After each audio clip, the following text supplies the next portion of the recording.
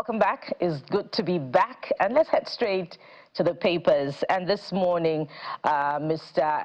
Ifetayo Adeni, media analyst, our very own dependable media analyst, joins us for a review of the dailies. Welcome, Mr. Adeni. And let's start with the Guardian newspaper this morning. It gives us quite a lot to reflect on as far as the economy is concerned. And, you know, that is huge on our lineup today. So let's see what the Guardian is telling us. Money illusion fuels fiscal crisis as states' debts deficits soar. It's a page 6 read. And of course, it's also reminiscent of the hard tackle by the opposition against the federal government about, you know, plunging the country into a debt crisis despite, you know, its record of increased revenue. The Guardian also takes us through, you know, a graph that gives us a vivid picture of what it's trying to say, you know, from 2016 tracking revenue all the way till 2025. And you see there states' FAC earnings. I wonder if you've had time, you know, to look at this, but how do you weigh in on this, particularly the implications that this has for the Nigerian economy? Mr. Ifetayo. Yeah, you know, they used to say it's not how much money you make or whether from internally generated revenue or from federal allocation, is how you are being able to manage that the money or the resources or the loan, whatever it is. You know, sometimes the state and the federal government, they just borrow habitually and it's not translating to both social and infrastructure on ground that people can feel. And it's just a pity that they are plunging not just their particular state, but even the nation into debt crisis. We've heard of African nations because they have not been able to pay or service their loan, and the foreign government taking over most of their critical infrastructure. I just pray that we don't get to that. You know, in as much as they get so much, what I would advise them is that they should think out of the box. There are so many ways you can generate revenue, you know, to meet your whatever plans or agenda or infrastructure that you plan to put in place.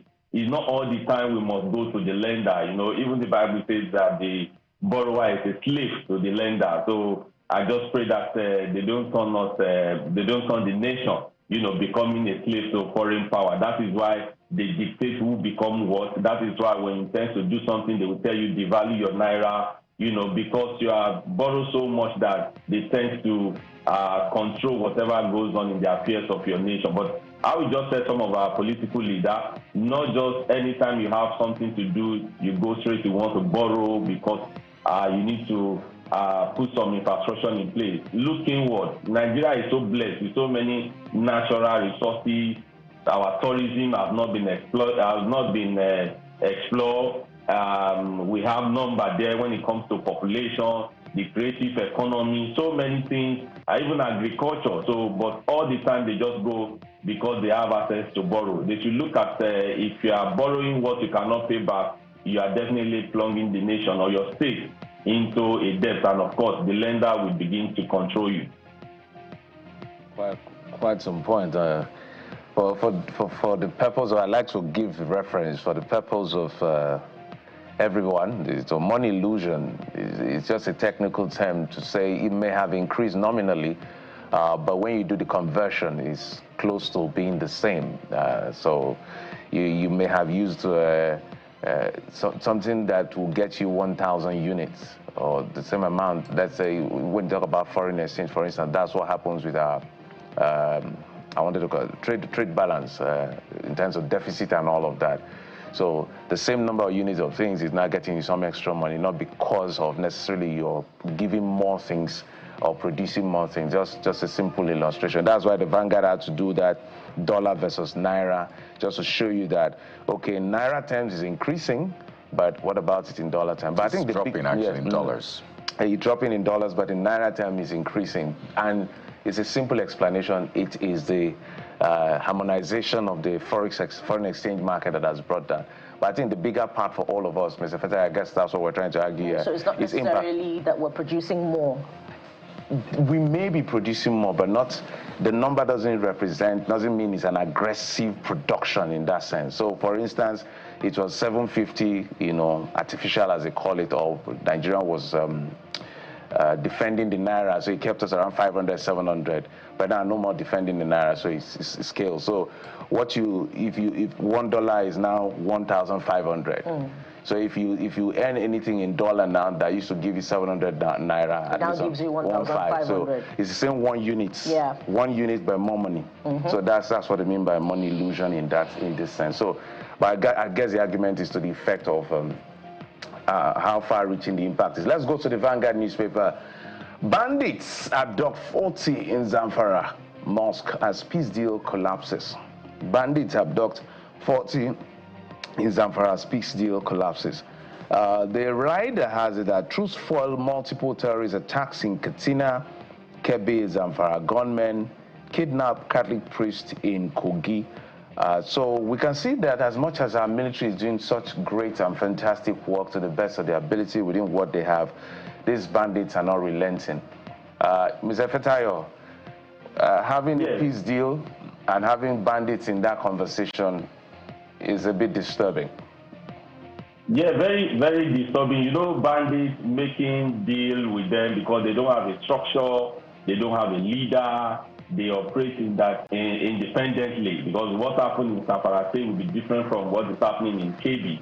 So I think our security, in as much they are doing their best, I think it's high time the investment in technology. You are talking about AI. I'm sure every local government, every community have a coordinate that you can see what has happened in the last 20 minutes, 30 minutes when they receive a distress call and all of that. To abduct 40 people is not just an individual, not just one person or 2 people. And now I want to make it clear, now you can see that it's happened in the mosque. So these people, they are enemy of the state, not just because they want to Islamize or they want to Christianize. This is out of it, and security is a collective effort of both the stakeholder, the citizen, the government, the police, whatever. But I believe that our government, they can do more. They should invest more in technology. They should invest more in community relations, because sometimes the way some police, when you go through some communities, the way some police will be mounting roadblocks, harassing those who are coming from farm or to collect something from them. They might not be friends, and they usually say that police is your friend. So there are so many things we need to look at to nip this insecurity situation in the bud. Every hand must be on deck. They must invest more when it comes to technology. There's a Google map that they can use to see what has happened in the last 10 minutes, 20 minutes. Those are the things. If you don't have it, invest in it. Bring foreign or technical partner to come and train your personnel so that we can have a safe community and a safe state. All right, let's take a look at New Telegraph newspaper. Leads with incessant strikes. FG insensitive to doctors' welfare, says NMA. That's the Nigerian Medical Association. Just to be clear, it's not just in the health sector that we're having conversations around strike action, even in the education sector with SANU and NASU as well, who have issued 7-day strike notice over earned allowances, others. So it looks like it's a season of strikes. At least if the government is not able to do something, it will mean that the health sector is going to be in a major issue, and the education sector, particularly tertiary education, as well. It's almost like we always come back to this point. No matter how far we go, we always come back to this point of strike. I don't know. You've probably been tracking this government's handling of labor issues. Do you think this government has done well? No, not at all. For me, I think if they want to tackle any problem, you need to do it holistically. We are talking about the health sector and their welfare, and when the doctors are complaining, now it's not about salary, now it's about the welfare, the emolument, to make sure they operate in a safe, conducive environment. They have tools to work with. We are talking about education as well. Non-teaching staff, they are complaining. They just felt that once we take care of the lecturer, that's all. No, there are so many conduits. It's just like a father or as a father in the house. You don't say, once I give my family food, that's all. You need to look at their welfare. You need to look at their health, their education. I think it is high time government needs to put their house in order. Look at, the number of your staff strength. You know what they need, both direct and indirect staff, especially working in that environment. And we have budget for all this. So I don't know whether they don't get their statistics right, or during the budget, even during the budget presentation, they will see whether padded or not padded, whether increase it or lower it. So those are the things to be looked into. Every year, why must it be that we must discuss whether it's not ASU or SANU or whatever it is, or NMA going on strike, threatening to go on strike. And these are the critical sectors that can make a healthy nation. And that's why some of our doctors who said it in the past, they are, going abroad to look for greener pasture and all of that. We need to stop this if we want to make sure that we want Nigerians to have a healthy living, because the health sector is very critical, even especially education sector too. They are very critical when it comes to growth or in any economy. Yeah, so Mr. President has a lot to consider upon his return, especially as it has to do with, workers in different sectors. But just before we wrap up on the review, Mr. Ifetai, there's more to look at. Look at the top of the nameplate on the New Telegraph newspaper. That also gives us an insight into how the economy is playing out. NBS, August inflation rate declines by 1.76% to 20.12%. And there's a rider there. Import, FG suspends controversial 4% FOB levy implementation. But as far as inflation is concerned, the bigger conversation is how it has not significantly impacted on the price of foodstuff. Mr. Ifetai, I'd like you to speak to this latest inflation rate. Yeah, first and foremost, I want to commend Mr. Wale Edun for putting on note the 4% that the custom wants to introduce. Nigeria, we are still dominantly dependent on export, whatever it is they are bringing in, and introducing, maybe because they are proposing this 5% in fuel consumption in January next year. So you want to introduce 4%, and these are the things that affect trade. These are the things that discourage, investor or foreign direct investment. And talking about 1%, yes, in as much as a number, but it has not significantly, have an impact in the cost of food,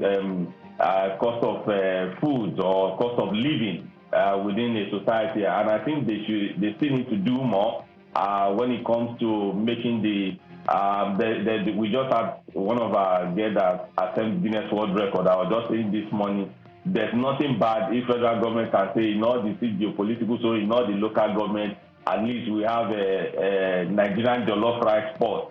That if you know that you cannot afford a meal, at least go there. There will be a kitchen that you will be served. I'm just saying that on a lighter note, but it's something that they can look into, that the citizens, they can feel the impact. It's not just 1% reduction, but anyway, a number 1 + 1 will equal to 2, 1 - 2 will equal to 1. So if there's any reduction, I think they can do more. But I must commend them for putting a hold on that 4% FOB levy that they want to put on import, because most of our things are being imported, and is the consumer that will bear the increase in the cost of importation. Well, a lot to chew on as far as the economy is concerned, and of course we'll be asking those important questions. We must thank you very much, Mr. Adeni Ifetai, our media analyst that always comes through for us on this on the daily newspaper review. Thank you. It's my pleasure to be here. All right. There's more to talk about this morning as far as the economy is concerned, but of course we have other aspects to explore as we go through also to aspects of governance from the subnationals. But we'll take a break now. When we return, we'll kickstart our conversation. Stay with us. We'll be right back.